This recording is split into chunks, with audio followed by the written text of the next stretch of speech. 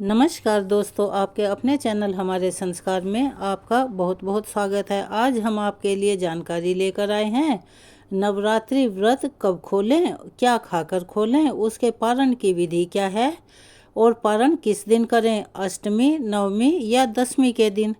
लेकिन उससे पहले अगर आप हमारे चैनल पर नए हैं और अभी तक आपने चैनल को सब्सक्राइब नहीं किया है तो आप सभी से निवेदन है, प्लीज़ हमारे चैनल को सब्सक्राइब करें, वीडियो को लाइक करें, ज़्यादा से ज़्यादा शेयर करें ताकि ये जानकारी और लोगों तक भी पहुंच सके, उन्हें भी इसका लाभ प्राप्त हो सके। बेल आइकन को दबाना ना भूलें ताकि हमारी आगे आने वाली वीडियो की जानकारी आपको नोटिफिकेशन के जरिए मिल जाया करे। कमेंट्स बॉक्स में जय माता दी, हर हर महादेव लिखना ना भूलें।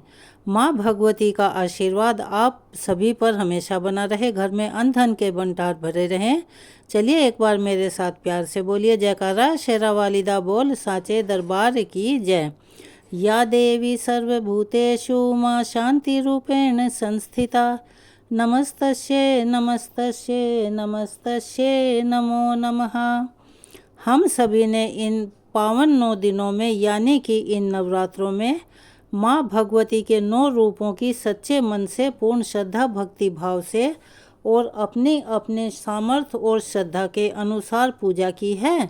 अपने हिसाब से पूरी श्रद्धा भक्ति भाव से और समर्पण के भाव से माँ की प्रार्थना की है। तो हम आपको बता दें कि अब व्रतों के समापन का समय आ गया है, यानी कि व्रत के पारण का समय आ गया है। नवरात्रि व्रत की समाप्ति का शुभ समय आ गया है। आज हम अपनी इस वीडियो में आपको उसी बारे में जानकारी दे रहे हैं कि नवरात्रि का व्रत आपको कब खोलना चाहिए और व्रत का पारण कब करना चाहिए। और सबसे महत्वपूर्ण बात कि प्रसाद में सबसे पहले आप किस चीज़ को ग्रहण करें जब भी आपको व्रत खोलना है। इसके अलावा कलश विसर्जन का शुभ मुहूर्त क्या रहेगा। और आज की यह वीडियो आप सभी के लिए बहुत ही महत्वपूर्ण और जानकारीपूर्ण होने वाली है, इसीलिए इस वीडियो को आप पूरा अंत तक ज़रूर सुनिएगा। और अगर जानकारी अच्छी लगे तो हमारी वीडियो को लाइक और ज़्यादा से ज़्यादा शेयर कीजिएगा और चैनल को भी सब्सक्राइब अवश्य ही कीजिएगा। हमारे वेद शास्त्रों के अनुसार नवरात्रि में सभी 9 तिथियों का व्रत रखा जाता है।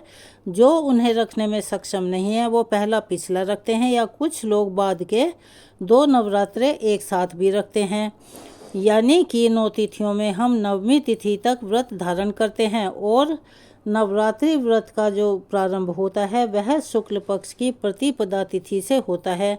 जैसा कि इस बार शारदीय नवरात्रि का शुभारंभ 3 अक्टूबर दिन गुरुवार से हुआ था और इस तरह से नवमी तिथि के दिन सुबह हवन पूजा आदि करने के साथ ही कन्या पूजन करने के बाद ही व्रत का समापन होता है।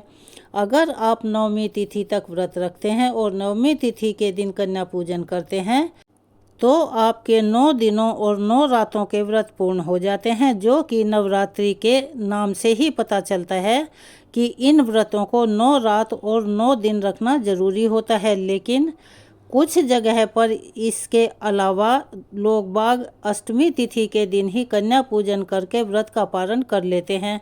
यानी कि नवरात्रि में जो व्रत आप प्रतिपदा तिथि से शुरू करते हैं वह केवल सप्तमी तिथि तक ही किया जाता है, यानी 7 दिनों के व्रत रखे जाते हैं और अष्टमी तिथि को कन्या पूजन करने के बाद हवन करते हैं, उसके बाद ही व्रत को खोल लेते हैं। आप वैसे तो अष्टमी तिथि को भी व्रत खोल सकते हैं क्योंकि हर किसी के अपने रीति रिवाज और परंपराएं हैं, लेकिन नवरात्रि की पूजा का मतलब ही 9 दिन और 9 रात की पूजा का होता है। माँ भगवती के 9 स्वरूप हैं, उन सभी 9 स्वरूपों का पूजन करने के बाद ही व्रत का पारण करना चाहिए, यानी कि व्रत खोलना चाहिए। अगर आप चाहें तो अष्टमी तिथि के दिन भी कन्या पूजन कर सकते हैं, लेकिन आपको व्रत नवमी तिथि के दिन ही खोलना चाहिए। लेकिन कई बार भक्तों के लिए ऐसा करना संभव नहीं होता क्योंकि वो उनके यहाँ पीढ़ी दर पीढ़ी रिवाज चलते हुए आते हैं। तो आप अपनी श्रद्धा के अनुसार जैसे भी आपके घर में परंपरा चली आ रही हो आप उसी के अनुसार व्रत अपना अष्टमी को भी खोल सकते हैं। और इस बार आश्विन माह के शुक्ल पक्ष की अष्टमी तिथि की शुरुआत 10 अक्टूबर गुरुवार दोपहर 12:33 से हो रही है और अष्टमी तिथि का समापन 11 अक्टूबर शुक्रवार दोपहर 12:07 पर होगा।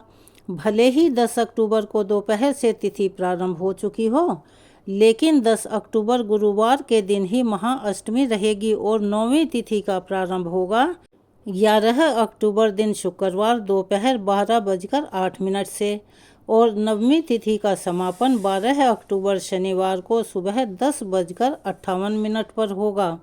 तो इस तरह से महानवमी 11 अक्टूबर के दिन शुक्रवार को रहेगी, लेकिन कुछ जगह पर ऐसा भी कहा जा रहा है, सुनने में आ रहा है कि इस बार अष्टमी नवमी तिथि एक ही दिन मनाएंगे।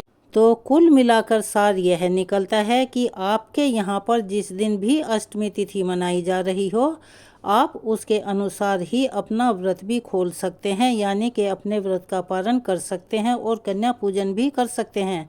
लेकिन अधिकतर कैलेंडर में अष्टमी और नवमी तिथि अलग अलग ही बताई जा रही है। कलश विसर्जन और दुर्गा विसर्जन का शुभ मुहूर्त 12 अक्टूबर शनिवार के दिन सुबह 10:59 से शाम को 5 बजे तक रहेगा। अब जो लोग अष्टमी के दिन अपने व्रत का पालन करना चाहते हैं, यानी कि व्रत खोलना चाहते हैं, तो वे लोग 10 अक्टूबर गुरुवार को सुबह कन्या पूजन और हवन करने के बाद दोपहर 12:33 के बाद अपने व्रत का पालन कर सकते हैं, यानी कि व्रत खोल सकते हैं। लेकिन इस बात का खास ध्यान रखें कि शाम को सूर्यास्त से पहले पहले तक आपको व्रत का पालन कर लेना चाहिए। और बहुत से लोग तो कन्या पूजन करने के बाद तुरंत ही व्रत का पालन कर लेते हैं। ऐसा करना सही नहीं होता। शास्त्रों में भी ऐसा ही बताया गया है।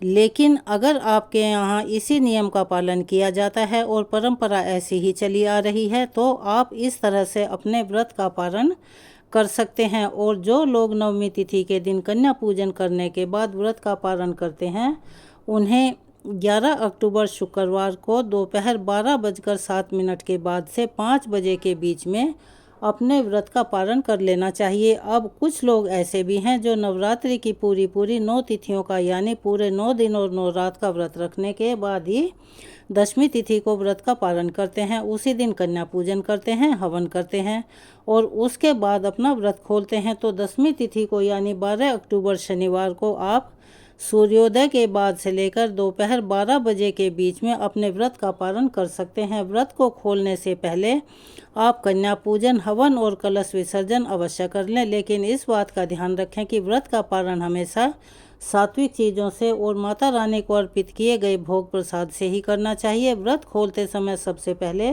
आप पूर्व की दिशा की ओर मुँह करके बैठें, माता रानी के समक्ष बैठें, धरती माँ को प्रणाम करके माँ भगवती को प्रणाम करें।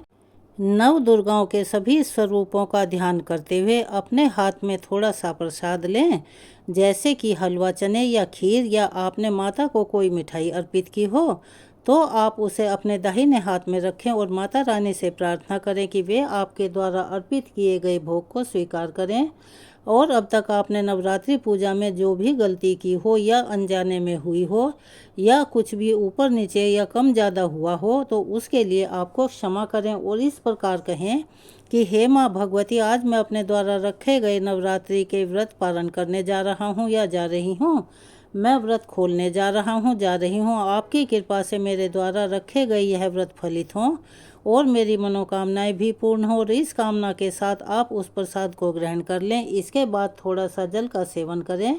थोड़ी देर के बाद आप सात्विक भोजन ग्रहण कर सकते हैं, जैसे कि लहसुन प्याज का प्रयोग आज के दिन भूले से भी ना करें। व्रत पालन करने के बाद अक्सर लोग दिन भर कुछ ना कुछ खाते रहते हैं या बाहर की चीज़ें खाते हैं, तो आपको ऐसा नहीं करना चाहिए। अब प्रश्न यह है कि पूरे व्रत करने के बाद अगर पारण के समय पीरियड्स हो जाएं, तो उसमें आप क्या सावधानी बरतें। आपको चाहिए कि आप माता रानी का प्रसाद खुद तैयार ना करें, अपने घर के किसी सदस्य से करवाएं और पूजा पाठ भी उन्हीं से करवाएं। मगर आप माता रानी का प्रसाद निसंकोच होकर ग्रहण कर सकते हैं। यह थी आज की जानकारी। आपको कैसी लगी कमेंट्स बॉक्स में राय अपनी अवश्य ही लिखें। और जय माता दी, हर हर महादेव लिखना ना भूलें। अपना सहयोग और प्यार हमें ऐसे ही देते रहें। चैनल को सब्सक्राइब करना, वीडियो को लाइक और शेयर करना हमें काफ़ी मदद पहुंचाता है। धन्यवाद।